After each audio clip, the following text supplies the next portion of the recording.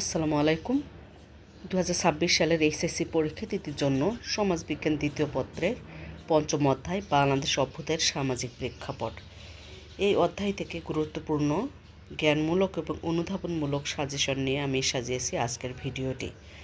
আশা করি এই অধ্যায় থেকে গুরুত্বপূর্ণ প্রশ্নগুলো, অনুধাবনমূলক এবং জ্ঞানমূলক প্রশ্নগুলো তোমরা কমন পাবে।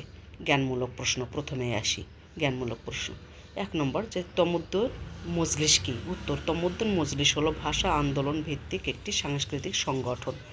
2, তমুদ্দুন মজলিস কার নেতৃত্বে গড়ে ওঠে? অধ্যাপক আবুল কাশেমের নেতৃত্বে। প্রশ্ন 3, বাংলাকে আন্তর্জাতিক মাতৃভাষার মর্যাদা দেয় কোন সংস্থা? ইউনেস্কো। কত সালে প্রাদেশিক নির্বাচন হয়েছিল? 1954 সালে। 5, লাহোর প্রস্তাব পেশ করেন কে? লাহোর প্রস্তাব পেশ করেন শেরে বাংলা একে ফজলুল হক। 6 দফা কত সালে উত্থাপন করা হয়েছিল? 1966 সালে 5 থেকে 6 ফেব্রুয়ারি পাকিস্তানের লাহোরে উত্থাপন করা হয়েছিল।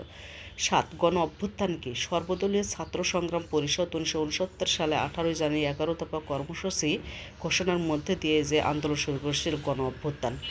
বাংলাদেশের ইতিহাসে 1970 সাল কেন গুরুত্বপূর্ণ? বাঙালি জাতীয়তাবাদের বিকাশ ও স্বাধীনতা অর্জনের পিছনে অনুপ্রেরণা হয়েছিল। এখন অনুধাবনমূলক প্রশ্নগুলো। অনুধাবনগুলো যে প্রশ্নগুলো ইম্পর্টেন্ট সেগুলো হচ্ছে: 1, আন্তর্জাতিক মাতৃভাষা দিবস ব্যাখ্যা করো। 2, জাতীয়তাবাদ বলতে কী বোঝো? 3, বাঙালি জাতীয়তাবাদ ধারণাটি ব্যাখ্যা করো। 4, জাতীয়তাবাদ হচ্ছে সকল মানুষের ঐক্য, ব্যাখ্যা করো। প্রশ্ন 5, জাতীয়তাবাদ হচ্ছে জাতীয়তা ও দেশপ্রেম, ব্যাখ্যা করো। 6, বাঙালি জাতীয়তাবাদের ভিত্তি ভাষা আন্দোলনের মাঝে নিহিত ছিল, ব্যাখ্যা করো। যুক্তফ্রন্ট বলতে কী বোঝো? 7, অপারেশন সার্চলাইট বলতে কী বোঝায়? 8, দ্বিজাতি তত্ত্ব কী বুঝিয়ে লেখো। আশা করি তোমরা এখান থেকেই কমন পাবে। আল্লাহ হাফেজ।